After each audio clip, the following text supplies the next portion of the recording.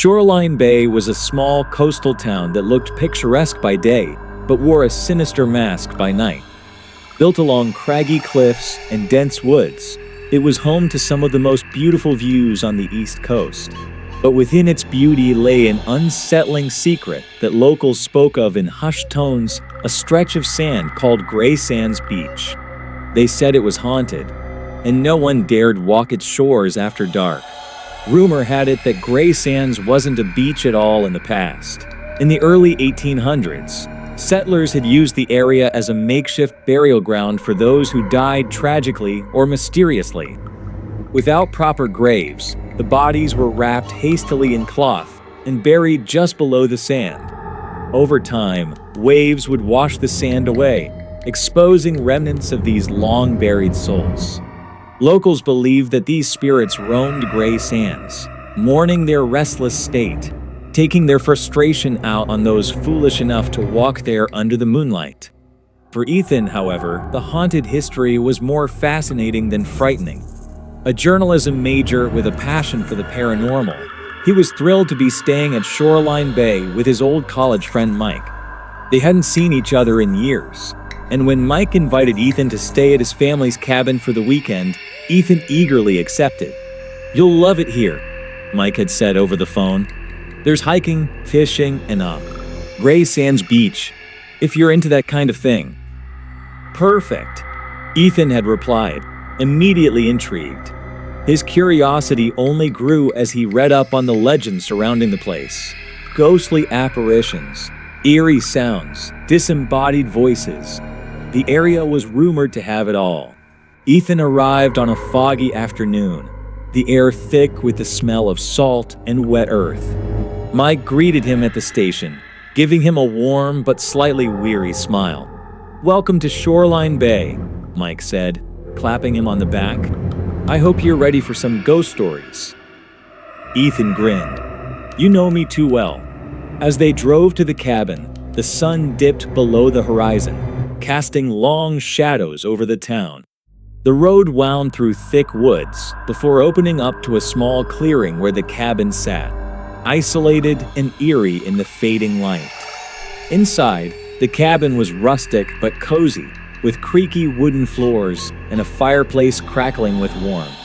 They spent the evening catching up, laughing over college memories and sharing stories of their recent adventures. But as the night wore on, Ethan's curiosity about Gray Sands grew. "So, this beach," Ethan started. "What's the story? Is it really as haunted as they say?" Mike shifted uncomfortably, glancing at the clock. It was nearly midnight. "People say so. My grandparents told me to avoid it after dark. Some say they've seen a woman in a long cloak wandering the shore, mumbling to herself. Others say she's a witch, cursed to roam forever." Ethan's eyes sparkled with excitement. "Let's go." "Just for a quick look." Mike hesitated. "I don't know, man. It's not a good idea." "Oh, come on," Ethan pressed. "It's just a beach. What's the worst that could happen?" With a sigh, Mike agreed, reluctantly grabbing a flashlight. They set out, the beam of light cutting through the dense fog that clung to the ground. The path to Gray Sands was narrow and winding, bordered by tall, twisted trees whose branches seemed to reach out like skeletal fingers. As they neared the beach, the sound of waves crashing against the shore grew louder, but something felt wrong. The air was colder here, thick with a strange tension that made the hairs on the back of Mike's neck stand on end. "This is a bad idea," Mike muttered, but Ethan was already striding toward the water, transfixed by the rolling fog that shrouded the beach in an ethereal glow.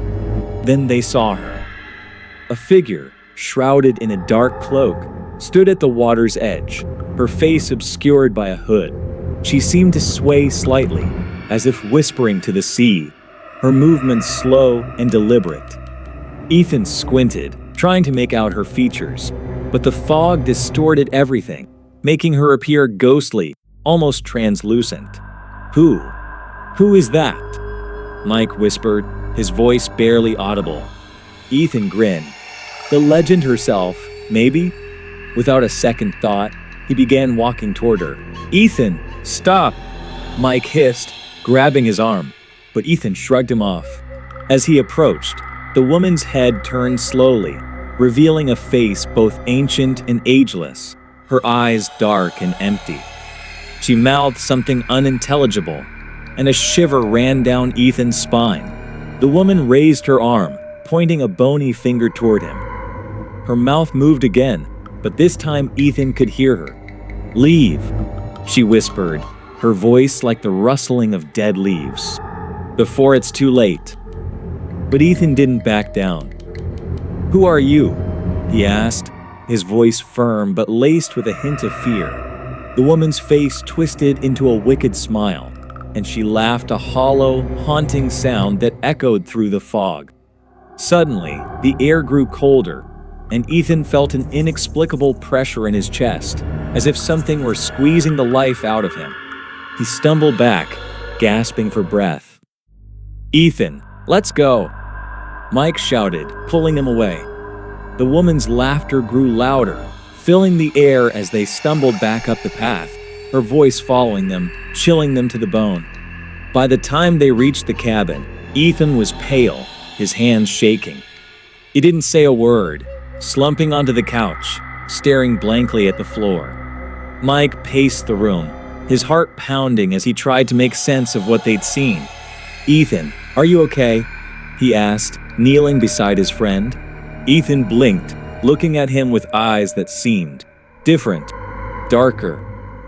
"I'm fine," he murmured, but his voice sounded hollow, as if coming from far away.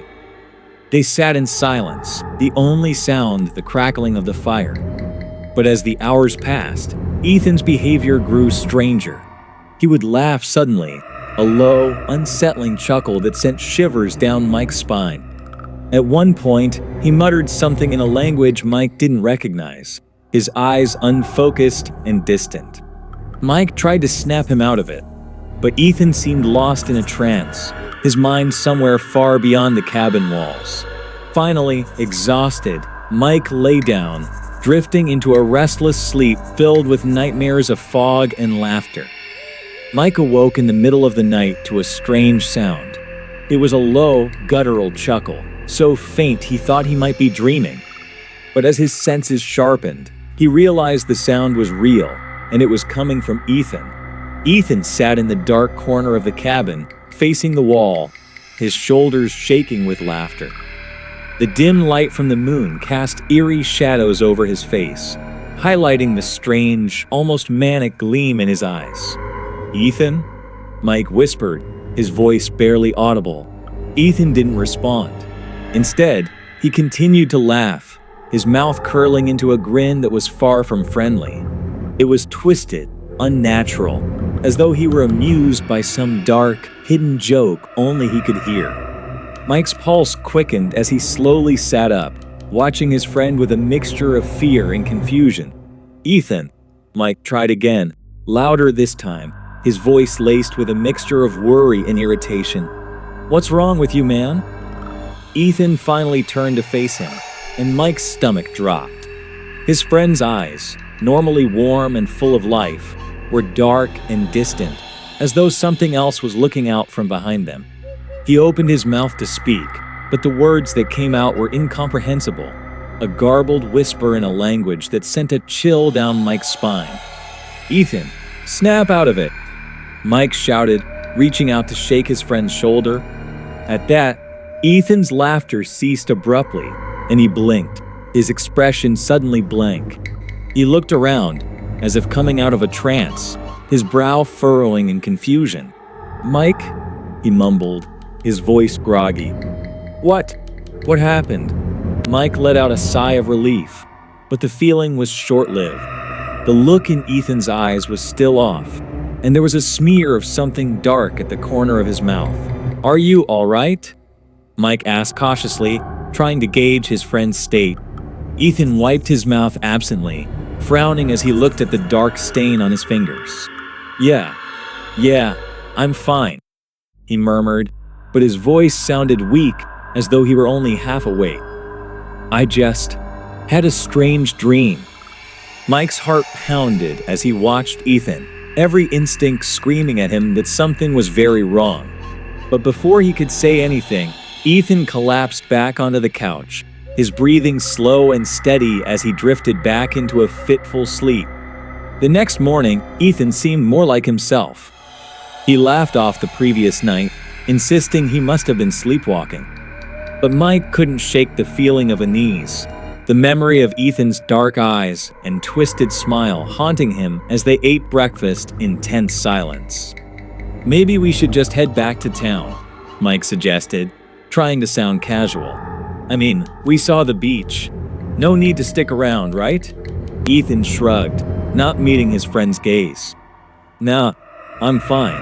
Let's just relax today." Reluctantly, Mike agreed, and they spent the day hiking and exploring the woods around the cabin. But as the sun began to set, casting long shadows over the forest, that familiar sense of dread returned, creeping up Mike's spine. By the time night fell, the atmosphere in the cabin had grown tense. Ethan sat by the window, staring out at the darkness, his expression blank and unseeing. Mike tried to distract himself, reading an old magazine he'd found in the cabin, but he couldn't help glancing at his friend, his heart pounding with a mixture of fear and helplessness. Suddenly, Ethan spoke, his voice barely above a whisper. "She's out there." Mike's blood ran cold. "Who?" "The woman," Ethan murmured, his gaze fixed on the darkness beyond the window. "She's waiting, watching." Mike swallowed hard, feeling a chill run down his spine. He forced himself to look out the window, but all he saw was an empty stretch of beach bathed in moonlight. "Ethan, there's no one there," he said, trying to keep his voice steady.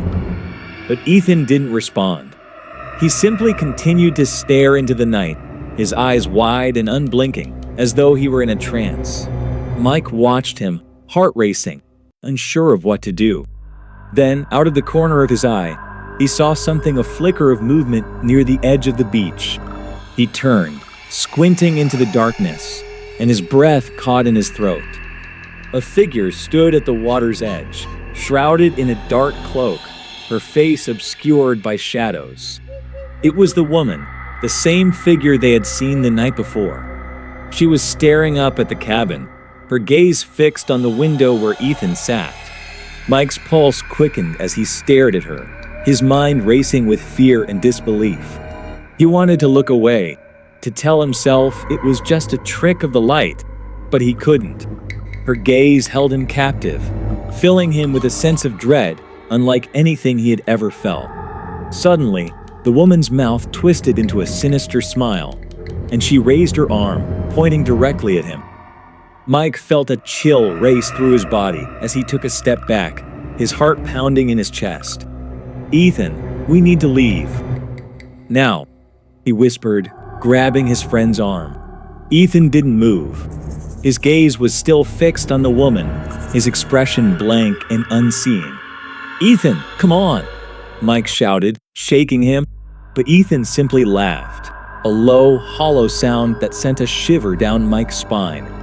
The night wore on in a state of eerie silence, punctuated only by Ethan's occasional mutterings and unsettling laughter. Mike tried to get some rest, but every time he closed his eyes, he saw the woman's face. Her hollow smile burned into his mind. Around midnight, Mike was jolted awake by a loud crash.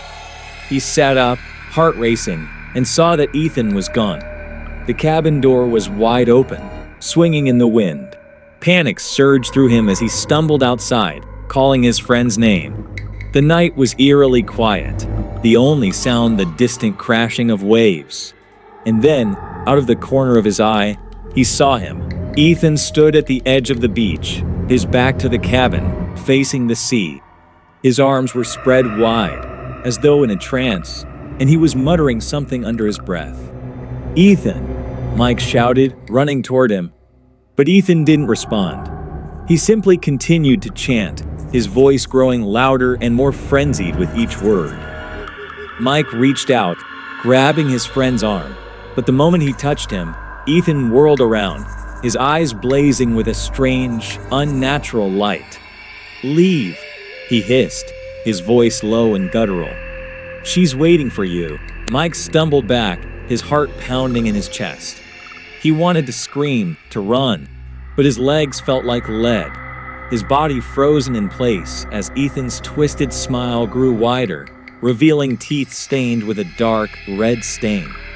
"Ethan, what's happening to you?" he whispered, his voice trembling. But Ethan simply laughed, a hollow, soulless sound that echoed through the night. And then, as suddenly as it had begun, he collapsed to the ground, his body limp and motionless. Mike didn't hesitate. He scooped Ethan up, hauling him back to the cabin, his mind racing with fear and confusion. He locked the door, barricading it with a chair, as though that would be enough to keep the woman and whatever dark force was at work at bay. Ethan lay on the couch, his breathing shallow and uneven, his face pale and covered in a sheen of sweat. Mike watched him anxiously, his mind racing as he tried to piece together what had happened. But then, as the first light of dawn crept over the horizon, Ethan's eyes opened. He blinked, looking around in confusion, as though he had just woken from a nightmare. "Mike," he murmured, his voice weak. "What? What happened?" Mike let out a sigh of relief, but the feeling was short-lived. He knew, deep down, that something had changed, that Ethan was no longer the same. The darkness that had touched him would never fully leave. They left Shoreline Bay that morning, without a word to each other, the memory of the woman's face and Ethan's twisted smile haunting them as they drove away. In the years that followed, neither Mike nor Ethan spoke of that night. They tried to put it behind them, to bury the memories in the recesses of their minds. But every now and then, when they closed their eyes, they would see her face, hear her laughter echoing through the fog. And though they never returned to Shoreline Bay, they knew that the woman was still there, waiting, watching, ready to claim her next victim.